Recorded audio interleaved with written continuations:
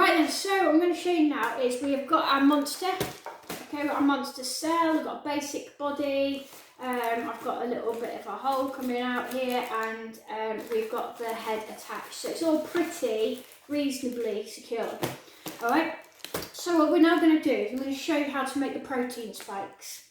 So you just need a piece of cardboard about this long. You can make them a bit longer if you want. That way you've got varying sizes of protein spikes like I have got here. Alright, so I've got quite a long one there, and I've got a couple of quite short ones here. Okay, so what we're going to do, just get your cardboard, fold it in half so it's nice and sturdy. If you already have sturdy cardboard, then you don't need to fold it over. And then all I'm going to do is just try and fold it in half. Okay, so it's gone from that there, quite flimsy, to a bit more strong, and then folded over so it's a bit more sturdy. Okay, and then all I'm going to do is get my roll of sellotape. You might find it easier to cut the tape first and then do it. Uses less tape as well. Okay, and the sellotape makes it even more strong. Okay, and now that'll be the spike of my the actual stem of my protein spike. So what I now need is a piece of paper and just a normal sheet of paper. Screw it up really, really loosely, and then I'm just going to attach it. So I'm going to put the spike, protein spike or stem, and just going to move the sellotape around to make sure it's reasonably secure. Alright, this can be quite rough. Try to make it so that it's not perfectly spherical, because if you actually look at the protein spikes of the COVID cell, look, and you see that they've kind of got this like cauliflower and style over them, and none of them are the same kind of shape. So that's what we want with our protein spikes. Alright, these little bits sticking up are quite good. Alright, so as I say, all ready. Okay, with all of my protein spikes ready to attach. Alright, so that's that done. What I will quickly do is show you how to make some eyelids, because if you decide to then add a tail, or as this Bletchling has got here, you can add some wings to it, and you can even add some of these little legs popping off if you want, if you don't want those to be protein spikes. We can also add in some teeth and even a tongue. You can do all of this with the same cardboard principle as I'm going to show you with the cardboard over the top of these eyes. Okay, so I'll demonstrate the cardboard eyelids and show you how to attach the protein spikes so that it's easy, and then I'll leave you to kind of let your imagination go wild with all of the different bits of cardboard, and tomorrow I will show you what I add. Okay, so first things first, get yourself some cardboard. Now what you can do is you can draw the shape of the eyelids if you want. I'm not going to.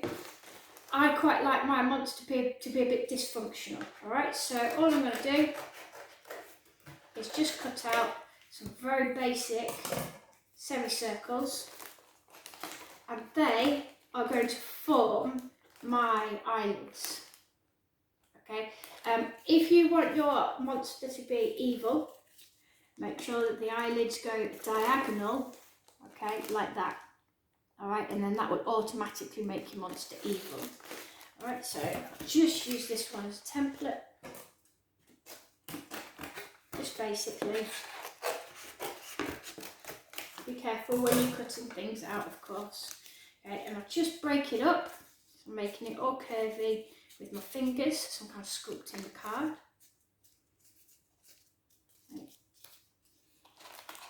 And again, I'm going to make mine quite evil. I'm going to cut myself about 10 bits of sellotape, varying lengths.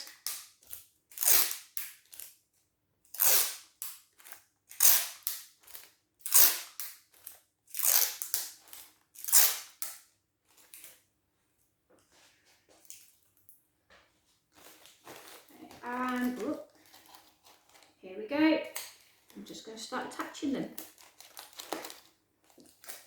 Remember, at this point, they need to be held in place.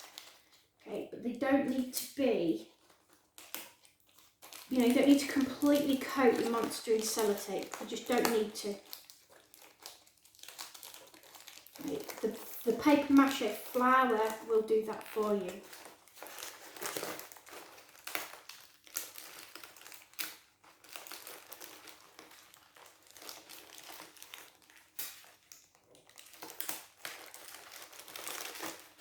So we're just going inside of the eyebrows now.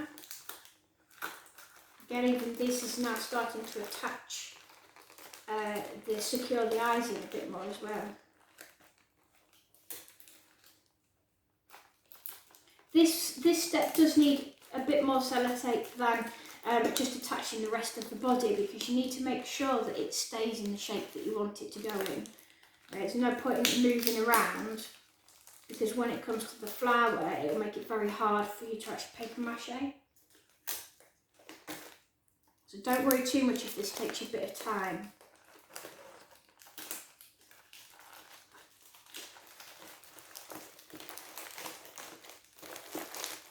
Okay, that's one on.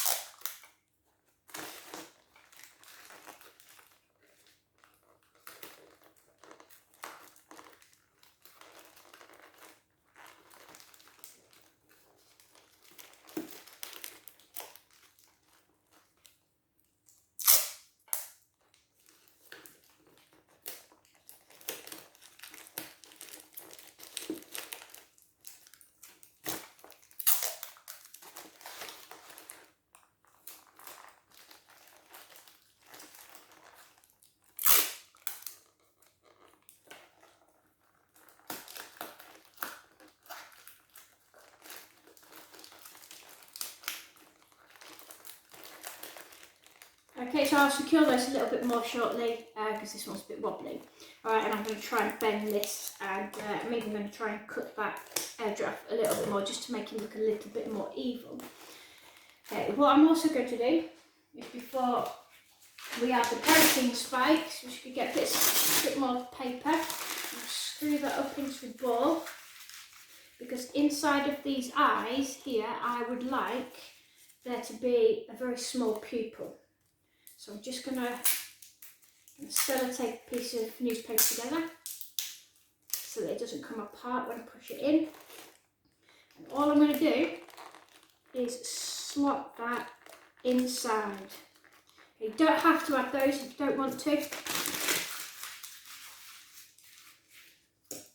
You could just leave them as black hollows. Completely up to you. I mean, you're probably building a completely different monster to me, but if you have built your eyes like that, you can add these in. Alright, we don't need to sellotape those in because, as you can see, they are quite secure, and when we do the flower and water paper mache, you'll be able to see them. Okay, so let's get some eyelids attached. You can even add ones to the bottom if you want. We can even add some toenails using the card. That would look quite funky. But what I'm going to show you now is just how to attach the protein spikes. What I do is I use the creases inside of the model, inside the paper. I use those to help secure the protein spikes in place. All right, there's two ways that we will secure the protein spikes, and the first one is with sellotape.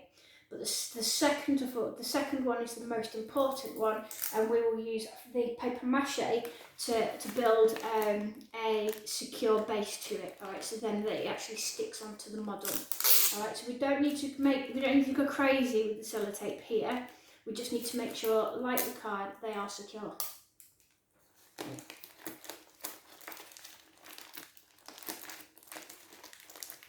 so that one there, if I pulled it really hard, it would come out. Alright, but it is secure enough for me to now use the flour and the water, or the paper mache if you've got glue at home, alright, to improve that, alright, to secure that more. Alright, so have a little play with what bits you can add onto your model. Say toenails. Yeah, don't worry about any lumps and bumps and textures. See, like my bletchling here, it's got all these kind of lumps and textures over the top of it. We do that with the flour and water and paper mache.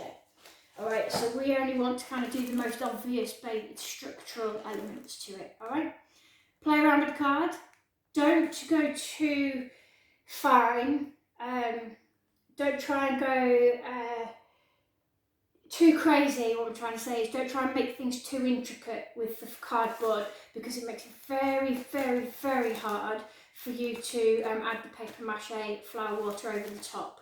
Alright, so anything like hair, if you want some spikes of hair coming off your monster, then leave those. I can show you how to add that at the end, or you can just drop me a message. Little things like toenails, good. Teeth, brilliant. Maybe a tail, if you've got some strong bit of card, you could even add that with the newspaper as well. Alright, so have a little play. I'll see you tomorrow when we paper mache with flour and water.